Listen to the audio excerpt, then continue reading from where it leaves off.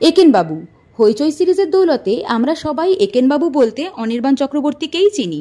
আমার ভীষণ পছন্দের একজন অভিনেতা। আর ওনার নতুন ফিল্ম একেনবাবু বেনারসে বিভীষিকা রিলিজ করে গেছে। যদিও অনেকদিন আগে থেকেই কলকাতার বিভিন্ন হলগুলোতে স্ট্রিম করছে, বাট গতকাল মানে ওয়েডনেসডে সাডেন একটা প্ল্যান করে মাকে নিয়ে চলে গেলাম ওই মুভিটা দেখতে। আমার হসপিটালে 10টা 5টা ডিউটি ছিল, আর শ্যামবাজার স্টার থিয়েটারে 5টা 15 শো ছিল একেনবাবুর। তো 5টার মধ্যে মাকে বললাম আমার অফিসে চলে আসতে, আর তারপর স্কুটি করে সোজা স্টার থিয়েটার পৌঁছে গেলাম। আর 135 টাকা করে দুটো ব্যালকনির টিকিট কেটে নিলাম। হলে বসে মুভি শুরু হতে না হতেই পেয়ে গেল প্রচণ্ড খিদে, তাই বাইরে ফুড কোর্ট থেকে নিয়ে চলে এলাম একটা স্মল সাইজের পপকর্ন, যেটার দাম নিল 80 টাকা।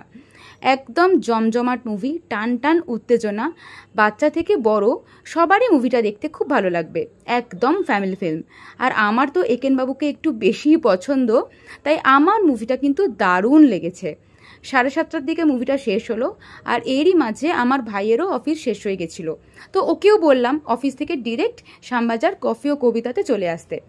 অনেক দিন ধরে আমার ফিশ অ্যান্ড চিপস খেতে ইচ্ছা করছিল, তো এই সুযোগ যখন পেয়েছি সেটা কি কেউ ছাড়ে।